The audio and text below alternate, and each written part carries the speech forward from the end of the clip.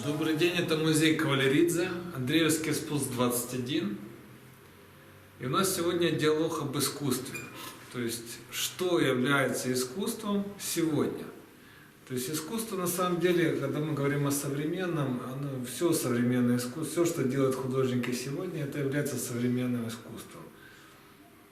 И когда мы говорим, что должен изображать художник, и слово «должен» или «не должен», и почему он это изображает, то есть эта мотивация, она возникает все-таки в процессе индивидуальном самой жизни, и именно и субъективно о художнике, то есть где он был, что он видел, когда он едет, например, в поезде степями Казахстана и смотрит в окно и видит солончаки, он понимает, что та Украина, в которой он живет всю свою жизнь, она плодородна. Тот Казахстан, в котором солончаки, они тоже плодородны. Они плодородны на искусство. Туда переехала дочка Яблонская в Алматы, которую пропагандирует сегодня Третьяковская галерея. Когда приезжаешь в Астанинский музей художественный и заходишь на экспозицию Третьяковской галереи, они презентуют именно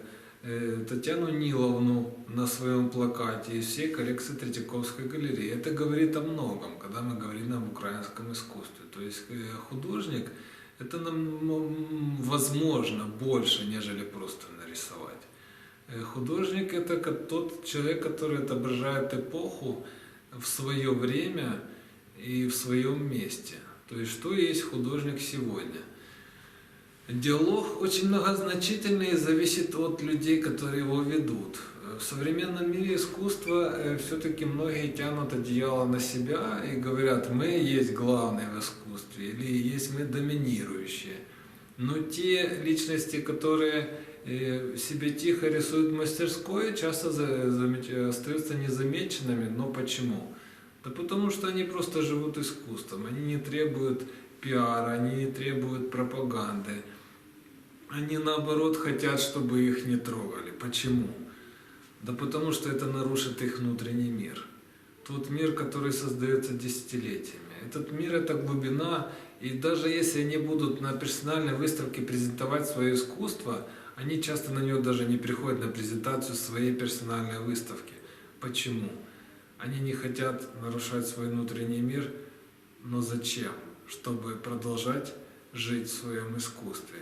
Но опять же, их искусство — это диалог с прошлым, диалог с будущим, диалог с настоящим. И что есть внутренний мир художника?